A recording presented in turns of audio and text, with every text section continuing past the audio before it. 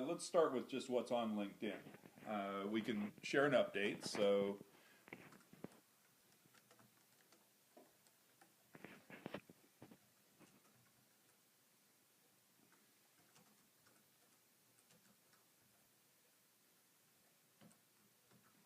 doing an interview with Doug Jenkins.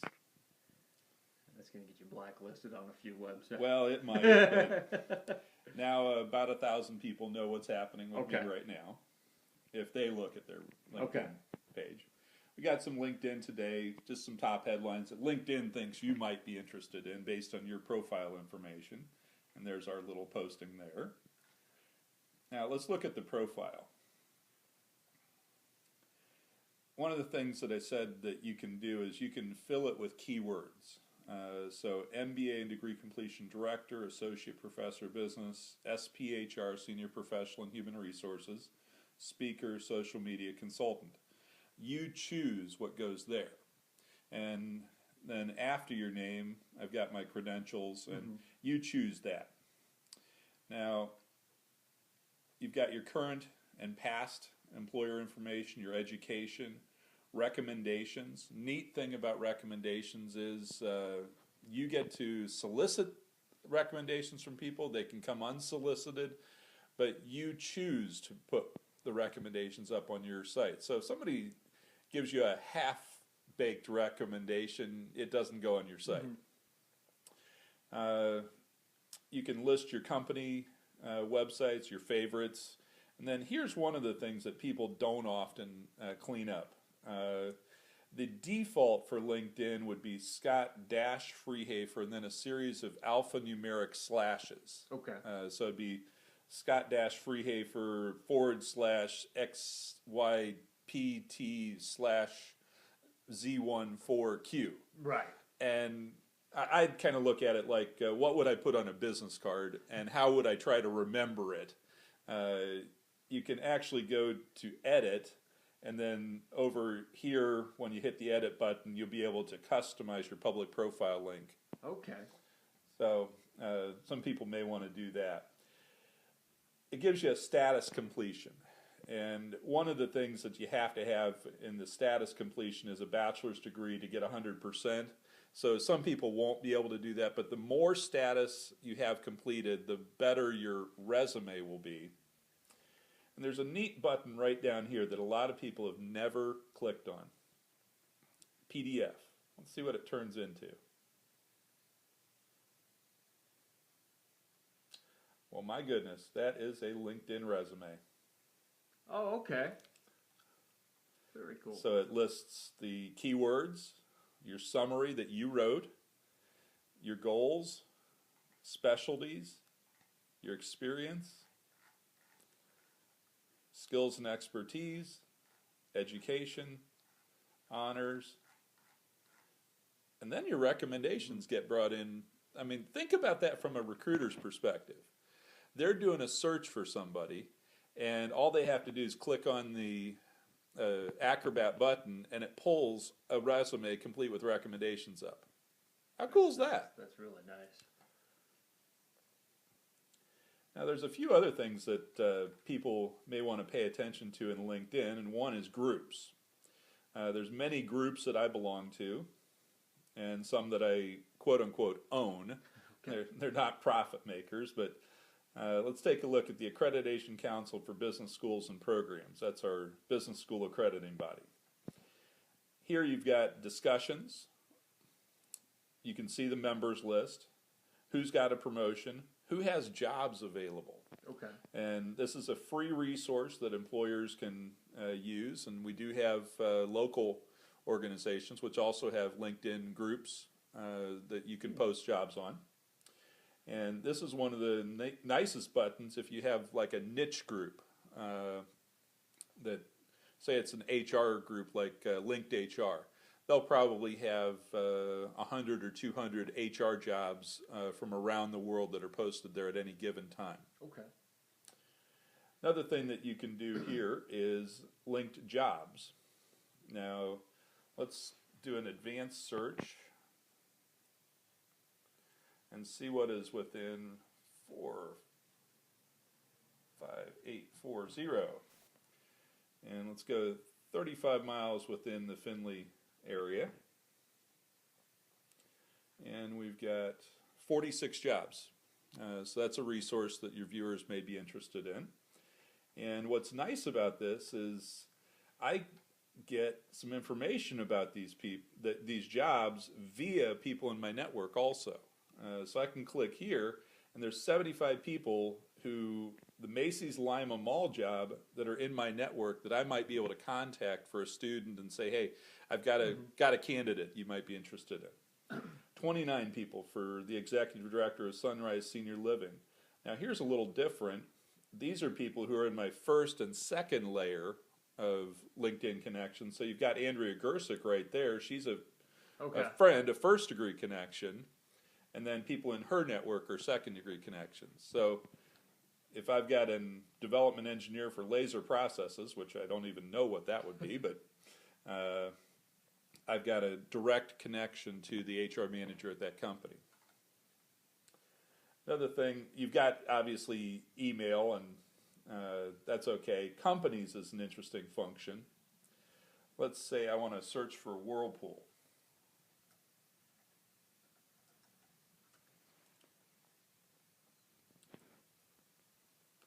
And we've got Whirlpool Corporation. I've got 10 first degree connections within Whirlpool. And what a first degree connection is, Doug, if you and I are directly connected, we're first degree. If you're connected with your wife, and I'm not connected to her, we're second degree. And if she's connected to someone else, we're third degree. Okay. So it's kind of like brothers, sisters, cousins. Right. Something like that.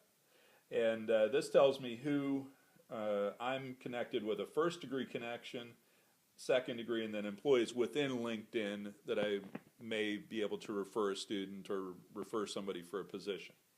Or find out more information about the job itself. Okay.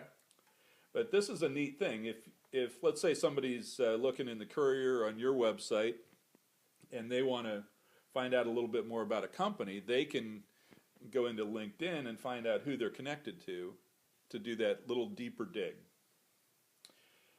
Another thing that people, this kind of gets buried under the more section. We've got linked answers. Linked answers is an interesting side of LinkedIn. You've got about 22 different business-related categories where people post questions from all across LinkedIn's multi-million person membership. Let's say we want to look at administration.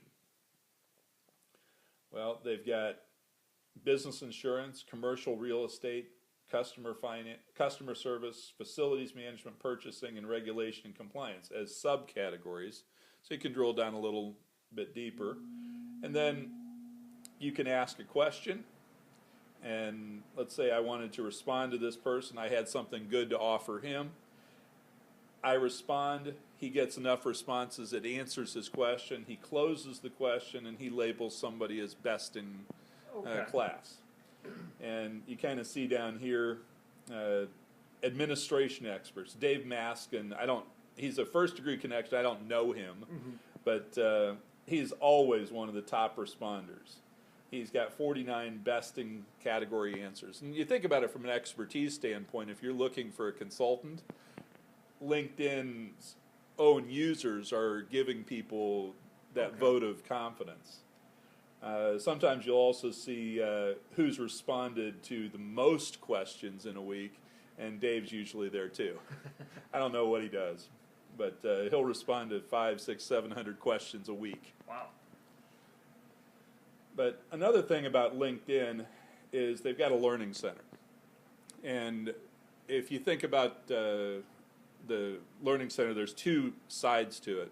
One is every week they have a LinkedIn Basics webinar that they do. I think it's on Wednesdays. So somebody who's really new to LinkedIn that wants to get just a little bit more hand-holding from the company itself, they'll walk you through the basics of LinkedIn. The other thing that you can do is through the frequently asked questions, there's hundreds and hundreds of questions which you may have that have already been answered that you can search through. Now, one of the things you can do is customize your LinkedIn with applications and see what you can say what you're reading. I'm reading Drive right now. I don't think I have that up on my list, but you can do events which are good for your membership, or if you have a group membership, you can populate the events. Put SlideShare presentations up. Those are some of the things that I would do. But let me show you one of the, I think, more powerful, let's see, I want to go to people. One of the more powerful search techniques that you can use here. Now put yourself in the recruiter's place. I'm looking for human resource. And let's do a postal code, 45840. I've got 1,548 results listing human resource. And a lot of these are first degree connections through the local HR chapters that I belong to. But let's say we wanted to narrow that down. People who have gone to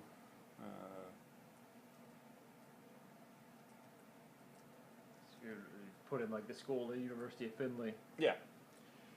So let's see if we can narrow that down any further. Now we got 111.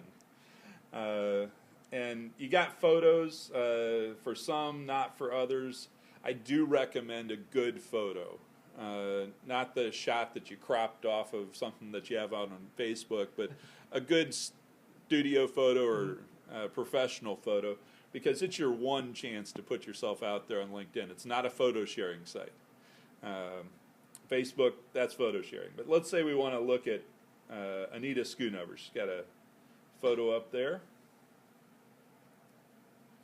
Now I can, if she meets my criterion, then I've got that PDF button. Okay.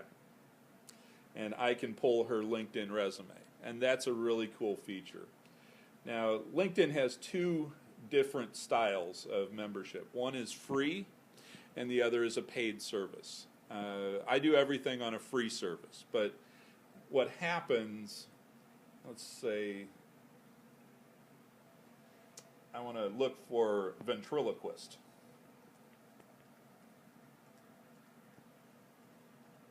Now, the reason I'm looking for a ventriloquist is a student once challenged me in a LinkedIn competition. Said, I bet you can't find a ventriloquist on there, Dr. Freehafer. And I said, well, I bet I can. I won't tell you what we bet, but I won.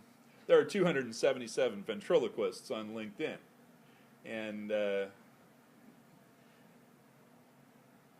that's an interesting thing. Now, let's say I want to narrow it down. Located in or near.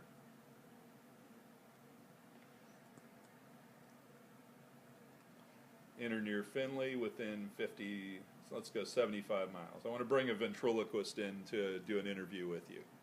Or that could be fun. There's two. I've got Dean B and LinkedIn member.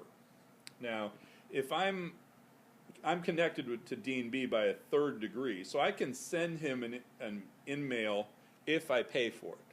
Okay. I have no connection with this person, but this person may be the one that I want.